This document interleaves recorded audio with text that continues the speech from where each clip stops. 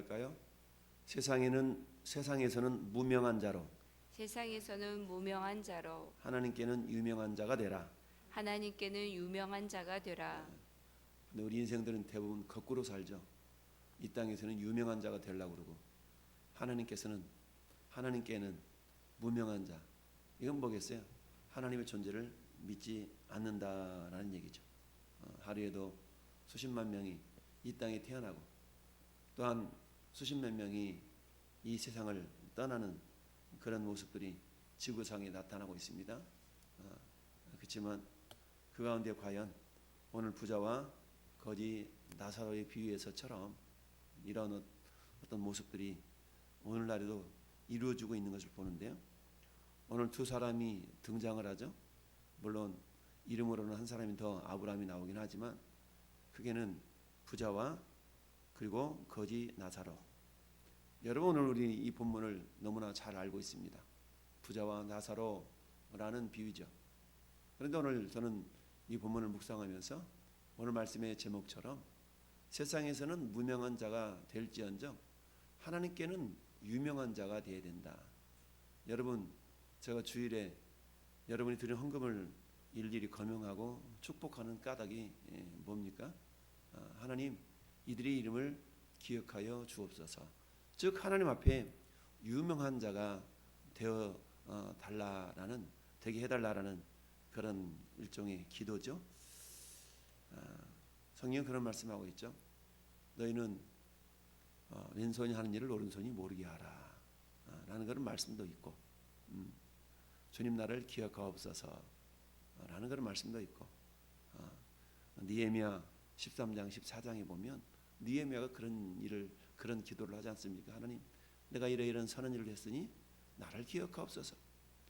히스기야 왕이 죽을 병 걸렸을 때에 주님 내가 진실과 전심을 행하였던 그걸 기억하여 주옵소서 라고 기도했던 걸 봅니다.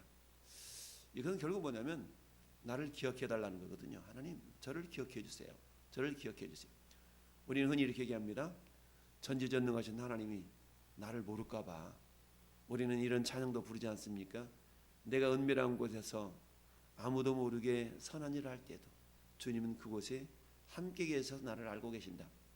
물론 전지전능하신 하나님은 우리 모든 것을 다 알고 계시지만 그러나 중요한 것은 그럼에도 불구하고 우리가 에스겔서에서 말씀하고 있는 것처럼 그래도 내게 이루어주기를 구하여야 할지라.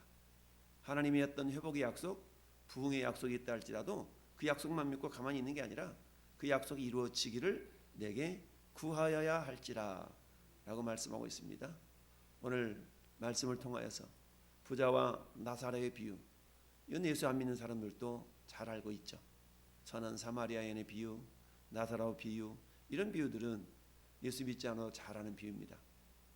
그래서 오늘 본문 속에 우리는 부자와 나사로를 이렇게 생각해 보면서 중요한 것은 나사로라는 거지, 비록 거지였지만 그에게는 이름이 있었다. 물론 여러분 부자에게도 이름이 없었겠어요? 그러나 중요한 것은 불려지지 않았다는 얘기죠. 그 이름이 굳이 하나님 앞에서 기억되고 싶지 않는, 굳이 하나님께서 기억하고 싶지 않은 그런 이름이었기에 성경에 기록하지 않았다. 여러분 우리가 자주 묵상한 룻기서를 통해서도 알고 있죠. 여러분 룻기서에 보면 룻기서 4장에도 보아스라는 그야말로 나오미 그 가정에 유업을 이렇게 기업 물려줄 그런 1순위에 있었던 가까운 친척 이름이 아무개라고 등장하는 것을 봅니다. 성경은 굳이 그 이름을 하나님이 기억하고 싶지 않았다라는 얘기죠. 그런데 어때요? 보아스라는 이름을 하나님이 기억하고 싶은 겁니다. 여러분 오늘 본문에 등장한 이 부자, 한 부자, 이 부자는 어떤 삶을 살았어요? 자색 옷을 입었다. 자색 옷 입었다는 얘기는 그 당시에 왕이나 입을 법한 그런 굉장히 비싼 그런 옷을 입은 겁니다.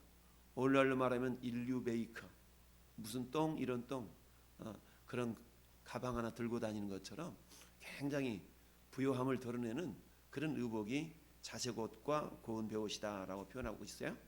뿐만 아니라 어때요? 날마다 호화롭게 즐기더라. 여러분, 우리는 거의 생일 때나 한 번씩 외식하고 이를테면 이런 어떤 형편 있는 사람들도 많죠. 생일 때는 뭡니까? 평상시 아무것도 먹지 못하는 그런 삶을 살아가는 사람도 많지 않습니까? 그런데 중요한 것은 둘 다 죽었는데 거지 나사로는 아브라함 품에 안겨 있더라. 그런데 부자는 음부에 떨어졌더라. 결론적으로 말하면 부자는 지옥 갔고 나사로는 천국 갔다는 거 아니겠어요? 아브라함 품이라는 것은 천국이라는 것을 상징하는데, 그렇다면 우리가 잘 아는 것처럼 천국은 힘으로도 못 가요 하나님 나라, 벼슬로도 못 가요 하나님 나라, 믿음으로 가는 나라 하나님 나라. 천국은 어떻게 갈 수 있어요? 오직 믿음으로만 가지 않습니까? 사도행전 4장 12절 말씀처럼 다른 이로서는 구원을 얻을 수 없나니 저나 사람 가운데 구원을 얻을 만한 사람 그 이름을 너에게 주신 일이 없다. 오직 예수 이름을 통해서만 구원을 받는다라는 이야기죠. 여러분, 한 부자 평상시에 잘 먹고 잘 사는 사람이었어요? 떵떵거리는 사람이었어요? 이 한 부자는 누구를 상징합니까? 오늘 16장에는 서기관과 바리새인들을 우리 주님이 총칭해서 말씀하고 있기 때문에 이 한 부자는 14절 말씀처럼 바리새인들은 돈을 좋아하는 자라, 그러니 어때요? 부유하게 살 수 있는 가능성이 훨씬 많았다라는 얘기입니다. 그래서 이 한 부자는 바리새인과 서기관들을 상징을 합니다. 이들은 어땠어요? 스스로가 우리는 아브라함의 자손이기 때문에 우리는 당연히 구원받는 건 당연한 거고 이 땅에서 잘 먹고 잘 사는 것도 당연한 거였어요. 그렇지만 어때요? 그들은 우리 주님 보실 때 너에게는 구원 얻을 만한 믿음이 없는 존재다라고 그들을 책망하시는 겁니다. 그래서 날마다 호화롭게 즐기는 인생이었어요. 이건 뭐겠어요? 철저하게 자기중심적인 인생이죠. 여러분, 불의한 청지기 비유가 우리 어제 묵상해 봤던 것처럼 재물이라는 것은 가치 중립적이라고 그랬어요. 그 재물을 어떻게 사용하느냐에 따라서 그 재물이 선할 수도 있고 그 재물이 불의할 수도 있다. 마치 의사의 손에 칼이 들려지면 그 칼이 사람을 살리는 도구로 사용되지만 그 칼이 강도의 손에 들려지면 사람을 죽이는 도구가 되는 것처럼 칼 자체는 어찌 보면 가치 중립적일 수밖에 없죠. 그렇지만 누구의 손에 어떻게 쓰여지냐에 따라서 그게 불의하게 또는 선하게 쓰여질 수도 있다. 이 한 부자는 날마다 호화롭게 즐겼지만 그러나 결론적으로 말하면 그에게는 예수님과 상관없는 인생을 살았던 거죠. 오늘날도 마찬가지 아니겠어요? 아무리 이 땅에서 떵떵거리고 부유하게 산다 할지라도 그들의 인생이 이 땅이 전부이기 때문에 자기들이 소유하고 있는 모든 것들을 이 땅에 다 쏟아붓는 거 아니겠어요? 얼마 전에 한국에 와서 40조 원의 그야말로 산업적인 어떤 그런 이야기를 들어놓았던 사우디아라비아 왕세자 빈살만, 빈살만의 재산이 2,000조라고 그러죠. 2,000조. 우리는 가히 상상도 되지 않는 그런 재산을 가지고 있는 사람이 빈살만이라 그러죠. 그럼 2,000조라는 것은 우리나라 5대 기업 자산 가치를 다 합쳐도 그 정도 되지 않는 그런 어떤 거부가 있었는데, 근데 어때요? 그쪽에 있는 사람은 대부분 다 무슬림이거나 종교가 없거나 그러잖아요. 그러니까 그 사람은 어때요? 이 땅에서는 마치 날마다 호화롭게 떵떵거리고 사는 거 아니겠어요? 얼마나 좋은 선물들을 가져왔던지 들고 오지 못해가지고 내가 가지고 온 비행기에 선물 있으니까 가져가시오 이럴 정도까지 빈살만이 그랬다는 거 아닙니까? 근데 어때요? 그 사람이 예수님과 상관없는 인생을 산다면 이 땅에서야 유명한 자죠. 빈살만, 그 얼마나 유명합니까? 그러나 여러분, 우리의 이름들 그 누구도 알아주지 않는다 할지라도 묵묵하게 예수님과 상관 있는 인생을 살아간다면 이 사람은 주님 앞에 설 때 내가 너를 잘 나누라 라고 주님이, 너는 이 땅을 살아가는 날들 동안에 너는 가난하게 살았지만 실상은 너는 부유한 자다. 여러분, 예수님이 계시록 2장에서 서머나 교회를 향해서 말씀하잖아요. 네 궁핍과 네 환난과 네 공감을 내가 안다. 근데 너는 실상은 부유한 자다. 우리 주님이 거짓 나사로를 바라보면서 아마 그랬을 것 같아요. 야 나사로야, 네가 그래도 정말 그 힘들고 구차한 삶을 살아가는 데 있어서 나를 배반하지 않았구나. 그러니까 어때요? 아브라함 품에 들어가는 거 아니겠어요? 여러분, 세상에서 잘 먹고 잘 살기 위해서 예수 믿는 건 아니지만 흔히 우리가 전도하다 보면 그런 이야기를 듣는 경우가 간혹 있어요. 너 교회 다녀서 잘 된 게 뭐냐? 너 교회 다녀서 나보다 나은 게 뭐냐? 이렇게 물어오는 경우가 있습니다. 그 사람이 상대적으로 이 땅에서 인생이 나보다 훨씬 더 잘 풀리는 그런 모습들을 우리가 볼 때에 정말 어떨 때는 거기에 대한 응당, 대답하지 못할 수 있는 그런 부분들이 있다라는 얘기입니다. 왜냐하면 세상 사람들의 가치는 뭐예요? 이 땅의 것이 전부이기 때문에 이 땅의 것으로 판단하잖아요. 이 땅의 것으로 판단해요. 그런 기준으로 본다 그러면 어때요? 나사로는 복받지 못한 사람이잖아요. 이 부자는 엄청나게 복받은 사람이잖아요. 날마다 잔치를 벌릴 정도였으니까 세상 가치로 본다 그러면 이 한 부자는 엄청나게 복받은 사람이지만 나사로는 복받지 못한 사람이에요. 그런데 그 인생의 말미, 우리 지지난주 설교 제목이 뭐였습니까? 일생을 위하여 살지 말고 영생을 위하여 사는 인생이 되라라는 거 아니었어요? 그런데 지금 이 부자는 일생을 위하여 사는 인생이었잖아요. 일생을 위하여 사는 인생, 결론적으로 말하면. 그러나 이 나사로는 어때요? 영생을 위한 인생이 되었다라는 얘기입니다. 어떤 연고로 거지였는지는 알 수 없지만 그러나 결국에 이 나사로가 천국에 간 것을 보면 여러분, 나사로라는 이름의 뜻은 하나님이 도우신다는 뜻이에요. 하나님이 도우신다는 이름의 뜻이니까 사람들이 나사로라는 이름을 부를 때마다 나사로의 생각에는 어떤 이미지가 떠올라요. 하나님이 도우신다며, 하나님이 돕는다며. 근데 내 인생은 뭐냐? 너 꼴락 거지 되려고 이름을 그렇게 졌냐? 막 이런 비아냥거림을 받는 인생을 살았던 거 아니겠어요? 이와 반면에 이 부자는 어때요? 야, 나 예수 안 믿어도 잘 되는 거 봐. 이러면서 예수 믿는 사람들 비아냥거리는 그런 현실적인 모습, 오늘날에도 얼마나 많습니까? 근데 여러분, 우리가 마지막 주님 앞에서 미소 짓는 인생이 되어야 되지 않겠습니까? 주님 앞에서 미소 지을 수 있는 인생. 그런데 미소 지을 수 있는 인생이라는 이 땅에서 때로는 이 나사로처럼 가난한 것뿐만 아니라 또 어떤 인생이었어요? 병 들어가지고 봐보세요. 20절 그런데 나사로라 이름하는 한 거지가 있는데 헌대투성이에요. 헌대투성이라는 건 뭡니까? 악성 피부병이 걸려 있는 거 아니겠어요? 악성 피부병이 걸려 있어 가지고 그 대문 앞에서 버려졌어.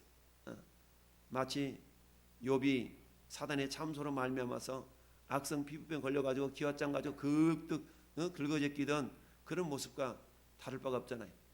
나름대로 하나님을 섬기며 하나님을 경외하는 인생을 살았던 욥이었지만 사단의 참소로 그런 어떤 곤고한 인생을 살았던 것처럼 나사로는 하나님이 도우신다라는 이름을 뜻을 가졌는데 그런 어때요? 현실적인 삶을 볼 때는 야, 네가 하나님이 도와주신다며 네 인생이 하나님 돕는 인생이냐? 라고 비아냥거림을 받을 때의 유구무원이었죠. 왜? 세상적인 가치 기준으로는 대화가 안 되잖아요. 여러분, 구원이라는 것이 이 부자가 날마다 호화롭게 연락하는, 호화롭게 잔치 벌이는 그 모든 재물을 다 팔아서 팔은들 그걸 가지고 구원을 얻을 수 있었겠어요? 게임이 안 되잖아요.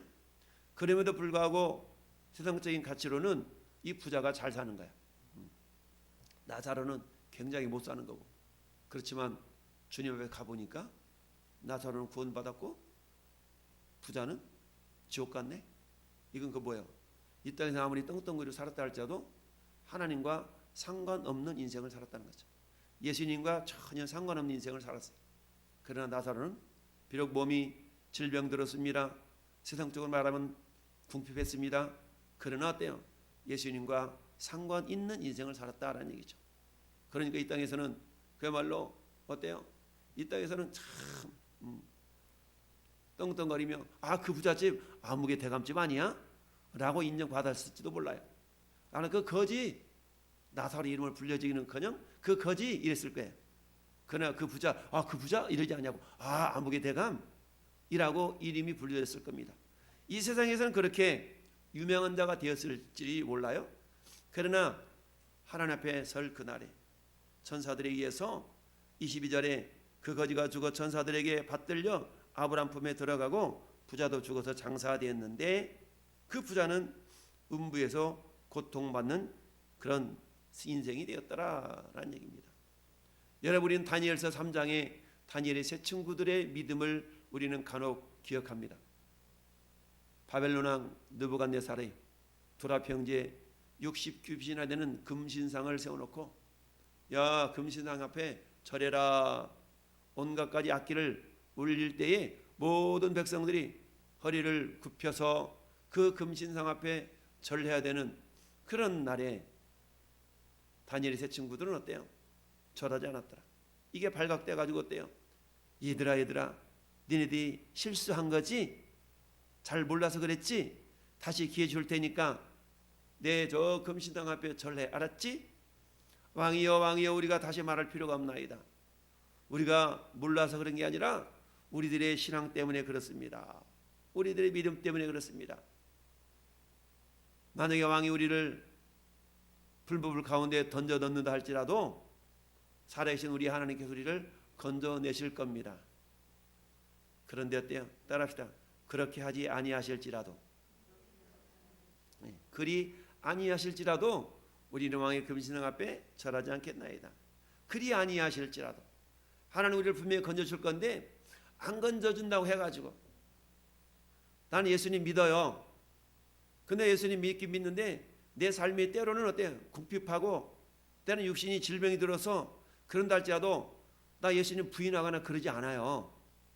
이건 나사로의 인생과 다니엘의 세 친구들의 인생과 결론을 보면 맥이 같더라. 그렇다면 오늘날 우리 인생을 한번 쳐다봅시다.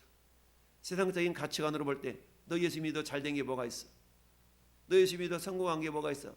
나는 비아냥거리며 소리가 우리가 들려질 때 정말 하나님 이게 뭡니까? 내가 하나님 어떻게 섬겨왔는데요? 라고 하나님 앞에 원망어린 소리로 우리가 하나님께 따지는 인생이 아니라 묵묵하게 그래 우리가 돌아보는 것은 보이는 것이 아니요 보이지 않는 것이니 보이는 것은 잠깐이요 보이지 않는 것은 영원함이니라.